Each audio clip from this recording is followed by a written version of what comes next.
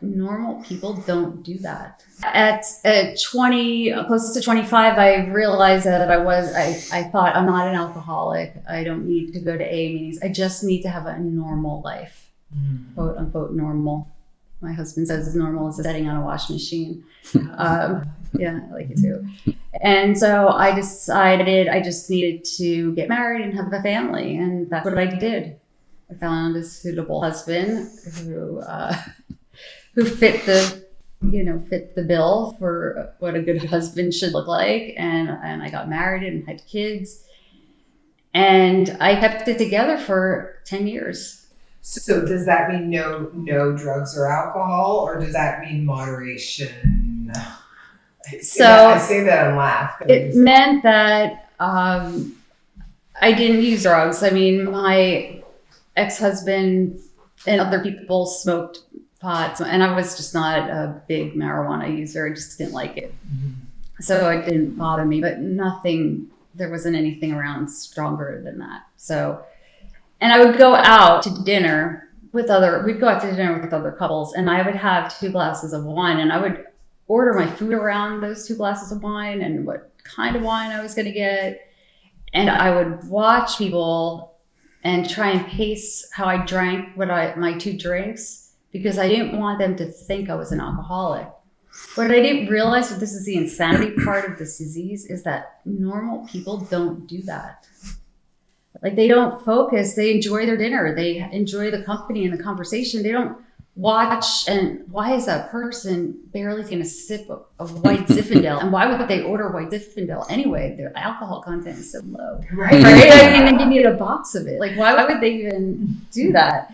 And people are so stupid. Right? I just didn't understand that. But to me, that was, I was so careful that nobody would think that I was an alcoholic. And I loved to go out with people that drank more. And I kept that together for 10 years. And it came out in other ways.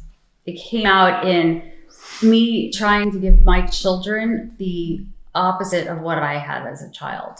I had a perfect house. I had the 5-bedroom house and the minivan and the mommy and me, and I was a stay-at-home mom. Down here in Florida? No, this was out in Philadelphia area. Still. Okay. God, I don't know why. Yeah, my ex-husband went to work, and I went to, different. So when and how did it get off the rails? So we moved here. Add sunshine. We moved to Florida, and I, at that point, had met my biological family. And I have a half-sister who is, I'm just going to say I have a half-sister. I have 2 half-sisters. And we went out. I had not moved here yet. We went out with my sister, my ex-husband, who was then husband, and a friend of his. And we went out to South Beach, and we went out drinking and partying. And I wasn't blackout drunk. I was just really having a good time. But if I had not been drinking, I probably wouldn't have done this. So my sister said, "Oh, my coke dealer's around the corner. What do you think?" Now, I had not ever done drugs with my then husband. And we all looked at each other and said, "Okay." Now, if I had been completely sober, I would not have said okay.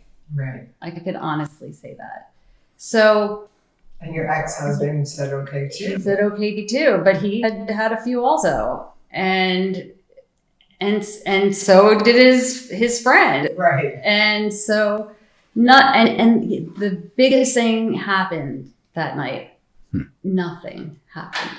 Like, nothing happened. There were 0 consequences. We had a fun night and nothing happened. And that's scary. Yeah, that's the worst thing that could happen. Yeah. Is that. Nothing happened. Yeah. So that was a green light. Let's go. Yeah. Let's rock and roll. Exactly. I don't have a problem. Nothing happened. Exactly. And by that time I was able to, we were buying a house here in Florida, and the marriage started to go downhill.